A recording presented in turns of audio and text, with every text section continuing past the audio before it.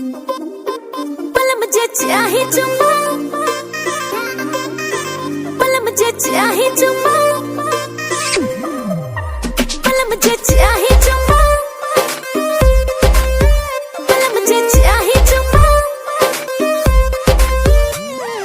तुम बोली थी छोड़ तो मैंने पीना छोड़ा खंभा, पास में आओ मूड बनाओ दे दो रानी एक चुम्मा। बोली थी छोड़ दो मैंने पीना छोड़ा खंभा, पास में आओ मूड बनाओ दे दो रानी एक चुम्मा। धक्का दे के तू के सजनवा बंद कर दे हब के, पल मुझे चाहे चुम्मा करके तू आवाज खोल के, महकाता मुहवा पिया ले तू बड़ा सिगरेट। रानी दे दो चुम्मा मूड करो ना अपसेट की खा के आया हूँ मैं लव वाला जानू डबल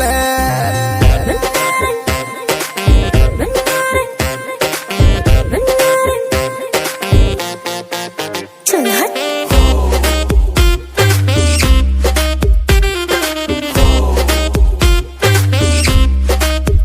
हाँ तेरा हस्बैंड हूँ मैं, बैंड क्यों बजाती हो, सिर्फ एक चुम्मा के लिए तरसाती हो। बात मोर मान राजा छोड़ दो तू नशा, तब कोनो चीज के हमसे करी हत आशा। तोर साहिब तोहरा के, तोर साहिब तोहरा के, तेरे साहिब तोहरा के रात भर से चुप करी हा वेट।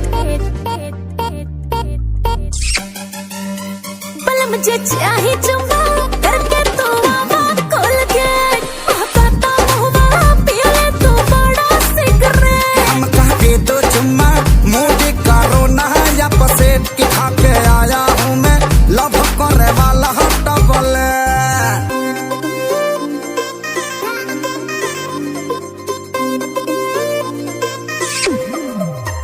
पल मुझे चाहे चुम्मा,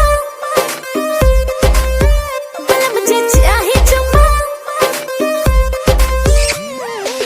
छोटी छोटी बात को तुम करो इग्नोर जी, करके कोलगेट कल से आऊंगा सियोर जी।